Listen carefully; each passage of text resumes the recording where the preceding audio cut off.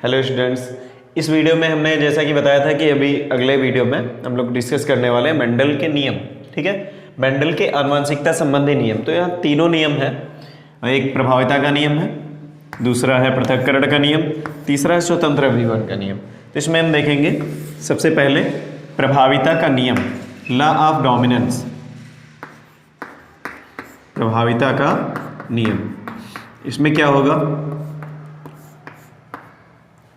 जब दो विपरीत लक्षण वाले पौधों के मध्य संकरण कराया जाता है, जब दो विपरीत लक्षण वाले पौधों के मध्य संकरण कराते हैं तो प्रथम संतानी पीढ़ी में जो लक्षण अपना प्रभाव प्रदर्शित करने में समर्थ होता है उसे प्रभावी, तथा जो ऐसा नहीं कर पाता है या जो अपना प्रभाव प्रदर्शित नहीं कर पाता है उसे अप्रभावी लक्षण कहते हैं। ठीक है, यही प्रभाविता का नियम है। जैसे कि एक पौधा ले लें शुद्ध लंबा और एक पौधा ले लें हम बौना। लंबे और बौने पौधे के मध्य जब क्रॉस कराते हैं तो इसमें क्या होगा कि पहली पीढ़ी में कैसे पौधे प्राप्त होंगे। F1 जनरेशन में देखिए, इसमें जो लंबेपन का लक्षण होगा वो प्रभावी होगा और बौनेपन का लक्षण जो होगा वो अप्रभावी होगा। इसलिए पहली पीढ़ी में सभी पौधे कैसे होंगे, संकर लंबे होंगे। लंबे होंगे बट संकर लंबे। संकर लंबे क्यों? क्योंकि इसमें जो है बौनेपन का जीन भी उपस्थित है। ठीक, लेकिन उसमें प्रभावी जीन जो होगा वो कौन सा होगा, वो लंबेपन का होगा। बौनेपन का जीन जो होगा वो प्रभावी नहीं होता है, वो अपना प्रभाव प्रदर्शित नहीं कर पाता है। ठीक है, ये प्रभाविता का नियम है। दूसरा है पृथक्करण का नियम। ये अभी इसके पहले वीडियो में हमने जैसे कि पढ़ा था एक संकर संकरण, एक संकर संकरण, ये बिल्कुल उसी पे सेम बेस्ड है। एक संकर संकरण और पृथक्करण का नियम ये दोनों एक जैसे हैं। इसमें हम क्या कहते हैं कि ये एक संकर संकरण पर आधारित है।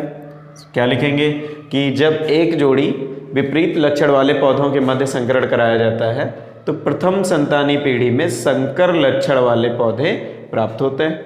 प्रथम पीढ़ी में प्राप्त पौधों के मध्य जब स्वपरागण कराएंगे तो द्वितीय संतानी पीढ़ी में प्रत्येक लक्षण अलग अलग प्रदर्शित होता है। इसे हम पृथक्करण का नियम कहते हैं। ठीक, जैसे एक शुद्ध लंबा पौधा ले लें। पृथक्करण के नियम में ये होगा कि जैसे एक पौधा कैसा ले लें, एक शुद्ध लंबा पौधा ले लें, शुद्ध लंबा, और दूसरा पौधा कैसा होगा, बौना होगा।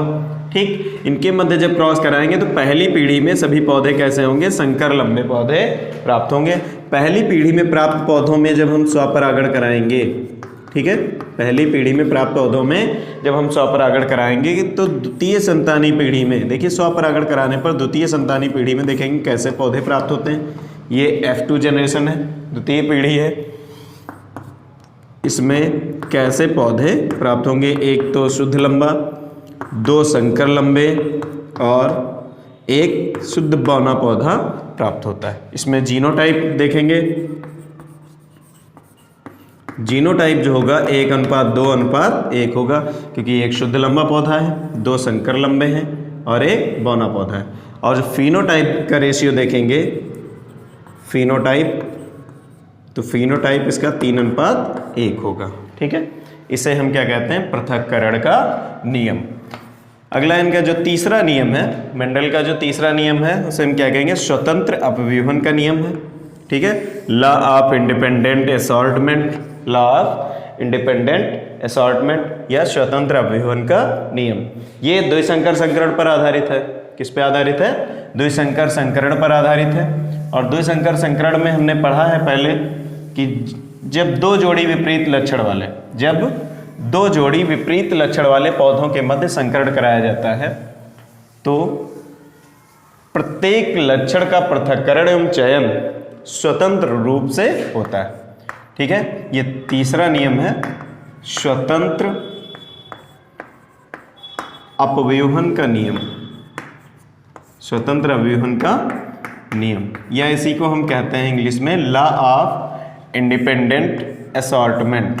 ठीक है, इसमें क्या करते हैं, दो जोड़ी विपरीत लक्षण वाले पौधों के मध्य संकरण कराया जाता है और दो जोड़ी विपरीत लक्षण वाले पौधों के मध्य जब संकरण कराएंगे तो संतानी पीढ़ी में, ठीक है, संतानी पीढ़ी में एक लक्षण की वंशागत दूसरे लक्षण के वंशागति को प्रभावित नहीं करती है, अर्थात प्रत्येक लक्षण का पृथक्करण तथा चयन स्वतंत्र रूप से होता है। ठीक, देखिए इसमें 2 जोड़ी विपरीत लक्षण वाले पौधे कौन कौन से होंगे। अभी जैसा कि हमने पढ़ा था, एक होगा गोल पीला मटर का, ठीक, गोल पीला मटर के बीज वाला पौधा। दूसरा होगा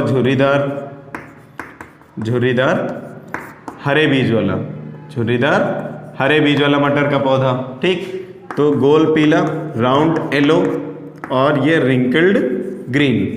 ठीक, ये 2 ले लेंगे पौधे, दोनों विपरीत लक्षण वाले हैं। इनके मध्य जब हम क्रॉस कराएंगे तो देखिए पहली पीढ़ी में क्या बनेगा।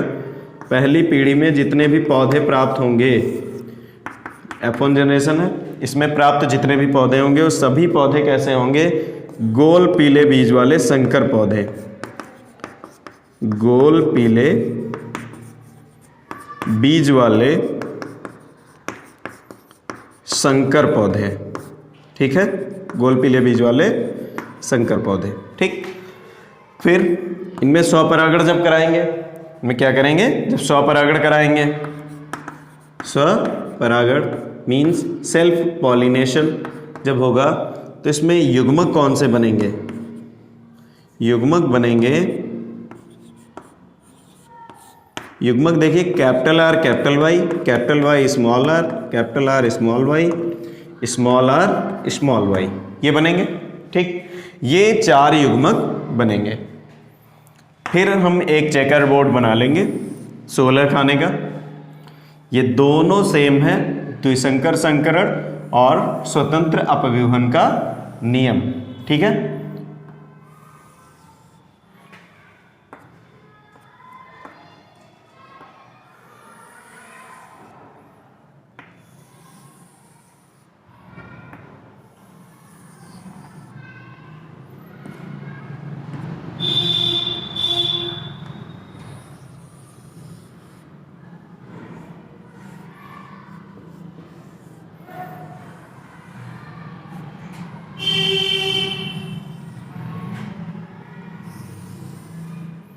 देखिए ये तैयार हो गया।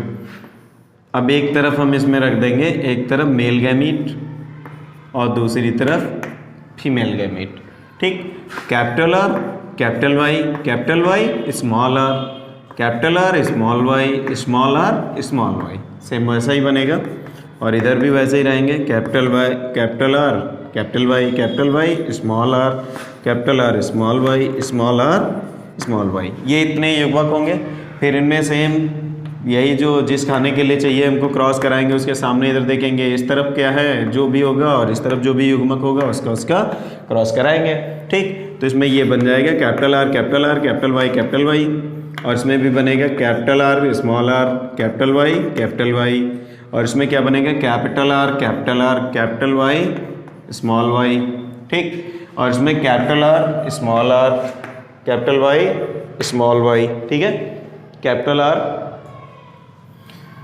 फिर इस अगला क्या होगा, कैपिटल आर कैपिटल वाई, और फिर इसमें जो होगा देखिए स्मॉल आर कैपिटल वाई, और फिर इसका क्या होगा कैपिटल आर कैपिटल वाई, और इसमें भी small R capital Y small Y.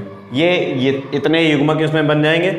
ये इसका जब देख लेंगे ये इतना परिणाम, फिर इसके लिए क्या होगा, ये रिजल्ट देखेंगे, इसका और इसका क्रॉस कराएंगे इसके सामने जो है, और इधर ये इधर। ठीक, तो इसमें capital R capital Y small Y ये बनेगा, और फिर इसके लिए capital R capital Y small Y, और फिर इसके लिए क्या बनेगा कैपिटल आर स्मॉल वाई। ठीक है, और इसमें क्या होगा capital R small Y small Y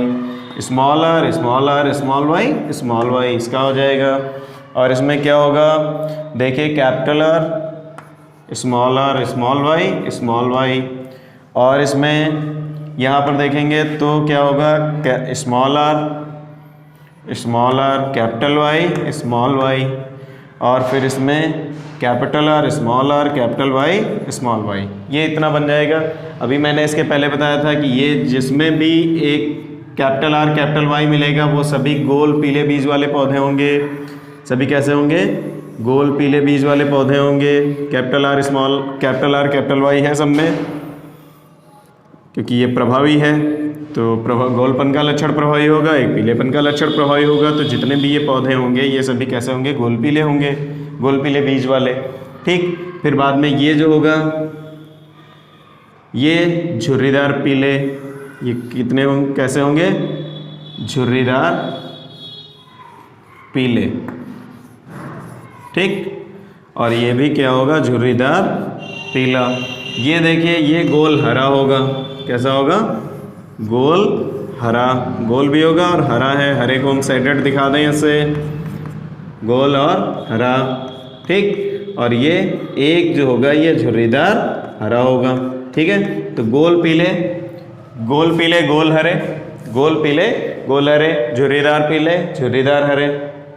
ठीक, इन सब के मध्य जो रेशियो मिलेगा वो होगा 9:3:3:1 का अनुपात होगा।